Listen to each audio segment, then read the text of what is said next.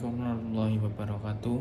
Perkenalkan, nama saya Febrian Fadilah dari kelas Informatika 5A dengan NPM 6622600019. Di sini saya akan mereview buku tentang sistem operasi yang ditulis oleh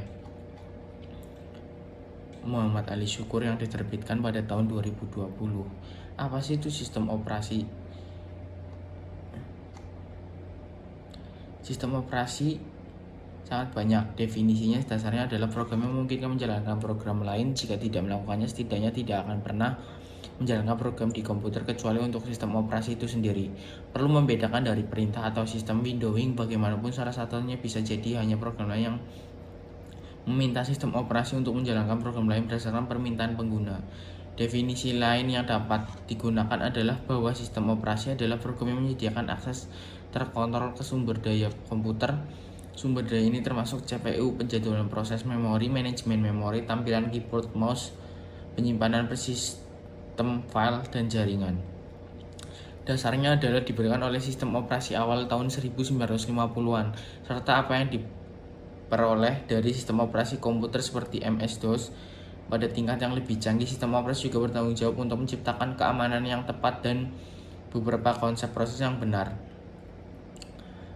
Membangun sistem operasi motolik dan layar modular. Sistem operasi yang lebih lama bagian bersifat monolitik. Setiap fungsi yang berhubungan dengan sistem dilakukan oleh satu blok kode yang merupakan bagian dari sistem operasi. Seiring dengan berkembang fungsionalitas sistem perangkat lunak, sistem operasi menjadi semakin untuk digunakan dipahami sehingga perangkat lunak sistem operasi mulai menjadi modular.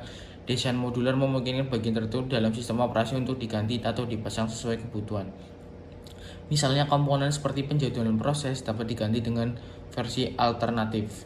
Driver perangkat tertentu seperti ISC-SI atau USB dapat dibuat sebagai modul terpisah dan dipasang ke kernel, dihubungkan ke kernel setelah bagian dasar dimuat. Modul Linux adalah contoh dari struktur ini.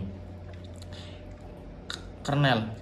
Kita orang merujuk ke sistem operasi, mereka sering berbicara tidak hanya tentang program yang mengontrol akses sumber daya, tetapi juga bahasa perintah, utilitas, dan program serta driver lain untuk membentuk persepsi seorang tentang sistem operasi, seluruh lingkungan operasi. Contoh dari beberapa hal yang bisa dilakukan kernel sistem operasi adalah mengatur proses eksekusi, memungkinkan pembuatan, penghentian, dan komunikasi antar proses. Proses penjadwalan secara file untuk dieksekusi proses atau prosesor. Mengalokasikan memori untuk proses eksekusi. Jika sistem kehabisan memori bebas, sistem akan membebaskan memori dengan menulis wilayah memori ke memori sekunder. Jika menulis keseluruhan proses, maka sistem tersebut adalah sistem pertukaran. User mode. Prosesor berisi instruksi tertentu yang hanya bersedia untuk program istimewa seperti sistem operasi. Instruksi ini termasuk untuk memanipulasi pemetaan memori, mengatur timer, menentukan vektor interupsi, mengakses memori berbasis atas, menghentikan prosesor. Jelasnya bukanlah ide yang baik untuk program, biasanya dibiarkan mengacaukan instruksi ini karena dapat merusak sistem. Juga akan dapat menghindari mekanisme perlindungan apapun yang telah diberlakukan karena suatu proses sekarang dan dapat berinteraksi dengan perangkat pun dan memori apapun yang dianggap sesuai. Sebagian besar prosesor memiliki tanda dalam register status yang memberi informasi apakah sudah berjalan dalam metode pengguna atau mode kernel. Cukup sekian dari saya. Assalamualaikum warahmatullahi wabarakatuh.